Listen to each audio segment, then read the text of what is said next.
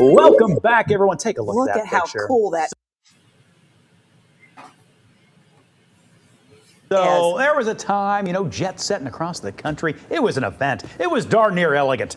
People would show up to the airport in three-piece suits, crying out loud. Wow. You wouldn't have to split a can of Coke or sustain yourself on just a bag of peanuts. It was meals, champagne service, for crying out loud. Flying right now, though, does not quite look like some of these old pictures. But your airport experience does not have to be a drag. That's right. This book looks to be your survival guide for air travel. It is called How to Avoid Strangers on Airplanes. And this morning we're going to talk with the author, Brandon C. Blewett. Hi, Brandon. Hey, thanks for having me. Great to be with you. Brandon, I know we're not supposed to judge a book by its cover or by its title, but the title is so funny, is so on the nose. And doing what we do, man, we talk all the time and show so many videos of fights breaking out, people putting their bare feet on top of the seat, all manner of craziness. How on earth did we get here? I think it's main character energy. I think that so many people now, we view ourselves as the protagonists in our own story. And the airport and air travel, it forces you to be around other people in confined spaces, and it just completely rattles that mindset. And that's where I think you see people just go absolutely nuts doing all the things that you just talked about. That is fascinating. I've never thought of it that way. We are our own main characters. It's their world and we're just living in it. Right. What are your pet peeves? It sounds like you travel a lot. What are kind of some of the worst things that you've seen or things that bother you when you travel? How much time do we have? I know. I'm actually on the road. I'm out west. That's why I'm in a dark hotel room at this hour. But I think the biggest thing for me is what I call the eager exiter in the book. And I totally understand when the plane lands, you want to get up and stretch your legs. But if you're in row 18 or 19, maybe don't put your bag in the aisle, because there's going to be a lot of people in rows in front of you that maybe need to go backwards to retrieve their bag. And all you're doing is delaying the deplaning process over and over. And I guess the other one that I think is very common that bothers people is what I call the conference call decibel. And that's the person that in row 6 is on the phone, and the people in row 35 can probably take notes and send an invoice for consulting services after the call concludes. Oh my gosh, you're so right. And another thing I think a lot of people get concerned about with these days, the seats are getting smaller. The quarters that were already cramped are becoming more cramped. People worry about getting sick. And what do I do to try to stay healthy?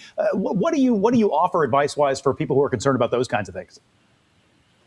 I think the biggest thing is make sure you get sleep the night before your flight. I find that getting rest is going to improve your immune system. It's going to put you in the best mindset. And then one thing that I always try to do is either pack a healthy meal to take on the plane that can get through TSA, or get on your phone, look at the restaurants that are available in the terminal, and make a decision on where you're going to eat and what you're going to order. Because if you do that, you're probably going to make a better choice than that $12 bag of M&Ms that's probably not going to sit well a few hours later. You don't understand how many times I have bought that bag of M&Ms, man. Unbelievable. That's hilarious. Oh my gosh. So we talked about, getting sleep, being prepared with healthy foods maybe to take through with you that are allowed in. What's one habit that people can adapt in addition to those that you think will improve their flying experience, or even just travel in general? I think that one thing that people can do is when you get to the airport, people used to walk around malls, right? You would get your steps. I sometimes treat the concourse and the terminal as a flat treadmill. I'll go in and I'll do some laps and get some steps just to get movement, because you are going to be on the plane. You're going to be sitting for a long period of time. If there's turbulence, you may not be able to get up and move around. And I think that helps put people at ease. And it also helps you just, burn some calories and get in some steps before the flight.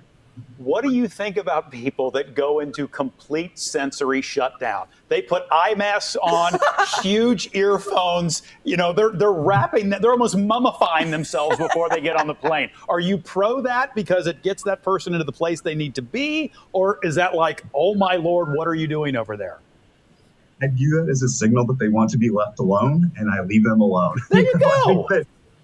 One thing I think that people don't do anymore is you don't read the cues. And there's a lot of times when you make eye contact, or if someone has put a mask over their face so that you can't make eye contact, maybe don't engage. I think there's different social cues that we can pick up on that'll make the experience a little better. All right, before we let you go, we've talked about people being terrible and how, all this stuff on planes, but it's also an amazing experience. I want you to leave us with a great memory or something positive that's happened to you traveling.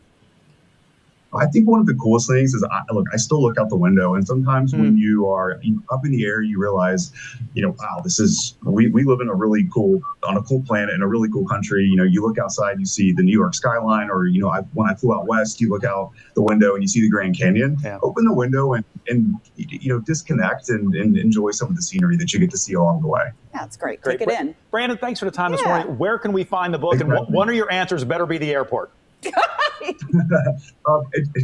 We're working on Hudson News, so hopefully that's the case soon.